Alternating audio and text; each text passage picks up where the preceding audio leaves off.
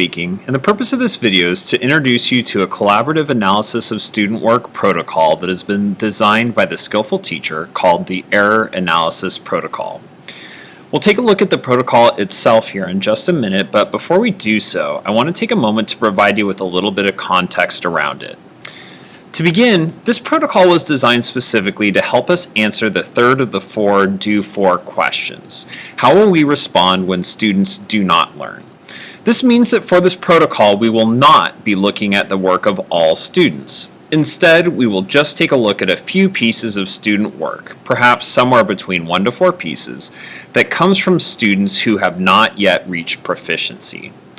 There are a number of things that we really like about this protocol, but 3 of its best qualities include the fact that it's practical, meaning that it doesn't take more than 30 minutes to complete.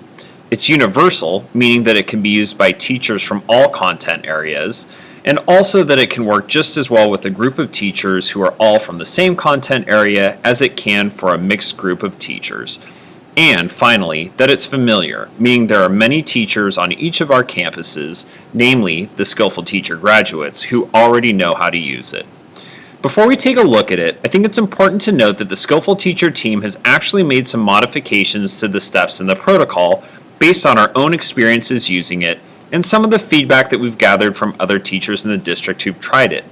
After you tried it out yourself, we encourage you to reflect on the experience and modify it further so that it better meets your own needs.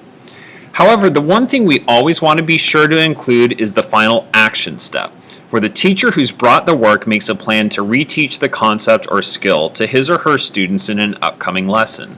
There's virtually no point in taking the time to look at student work if we do not use the ideas that come from it to inform our future instruction and to improve the learning of our students.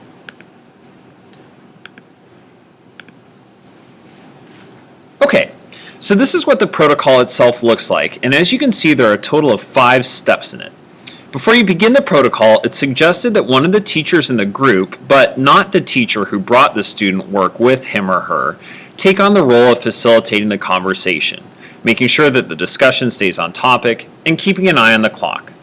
The protocol begins by having the one teacher who brought a couple pieces of incorrect student work with him or her taking the time. 6 minutes is suggested, but you can go for shorter or longer than that if needed, to provide the other teachers in attendance with some contextual information about it. During this time, the teacher who brought the work can talk about the skill or concept that the students are learning about, the design of the assessment, and the criteria for success that students need to meet in order to reach proficiency.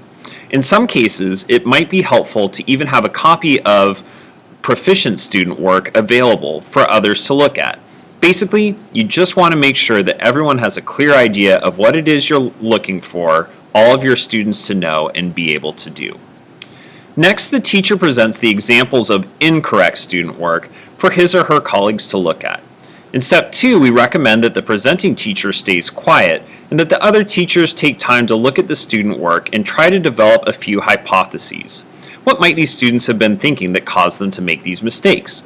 Were there concepts that they misunderstood, important steps in the thinking process that were skipped, or misconceptions that they may have had? Once the group has come up with a few possible hypotheses, the presenting teacher can feel free to add any of his or her own to the list as well. In the 3rd step, the team works together to decide which of the hypotheses is most likely. Then in the 4th step, the team works together to design a reteaching lesson based on that hypothesis. Together, they brainstorm the instructional strategies that the presenting teacher could use to clarify these students' thinking in the next day's lesson.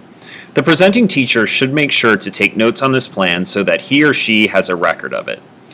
Finally, before the group adjourns, the group confirms a follow-up time when the presenting teacher can report back to the group on the success of the reteaching plan and the degree to which it improved the learning of students who hadn't yet reached proficiency. If logistics prevent the team from meeting in person, it can be okay to share out over email instead. It's just critical to include this step so that the team can realize the impact of its efforts on student learning and also to ensure that the implementation of the reteaching lesson occurs.